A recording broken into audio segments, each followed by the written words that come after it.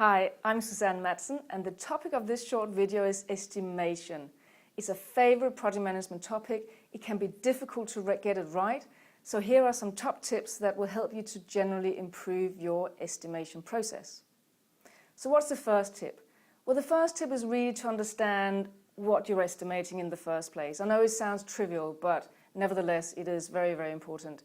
We need to understand the requirements, and you need to help your team get the knowledge, because you will be dependent on your team for doing the estimates. So do workshops with your users to find out what the requirements are, break things down in as much detail as possible. If at all possible, create some prototypes. All of these things will help you to get a better grasp on the requirements of the scope. Without that, with estimating in thin air, is going to be, not going to create the best results for your estimate. So generally take the time to understand the subject matter that you're estimating. The next point is to not just look at the sunny path scenario. A lot of project managers simply look at the best case scenario, which obviously sets us up for failure. Every project is associated with risks and uncertainty, and it is absolutely essential when we estimate that we quantify these uncertainties, that we look at the risks up front, and that we estimate for them.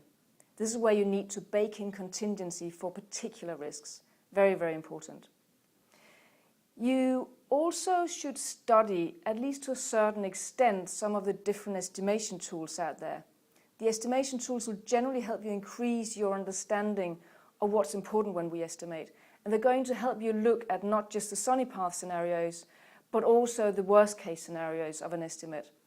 In particular, I encourage you to look at the estimation tool called PERT, P-E-R-T. It is very simple to use, and it's a simple concept to grasp. I also encourage you to use experienced people on your team when you estimate.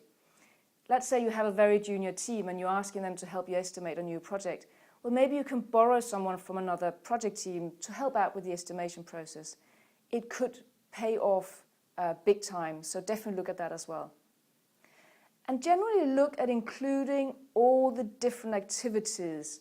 Don't make the classic mistake of leaving out management or implementation or training. Look at all the steps in the life cycle. Really sit down and meticulously go through it. Make sure that all roles are accounted for, even project administration.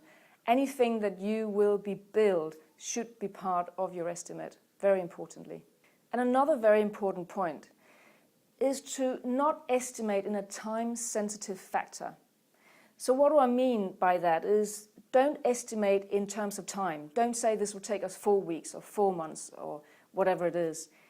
Estimate in points. Find something which is insensitive to time.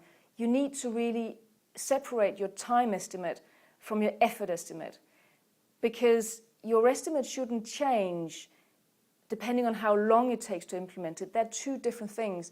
If you, for instance, estimate it will take 4 weeks and it ends up taking 5 weeks because a person was off sick or on holiday, you've mixed up your time estimate with your effort estimate. So keep those two separate. It's very, very important for creating good estimates.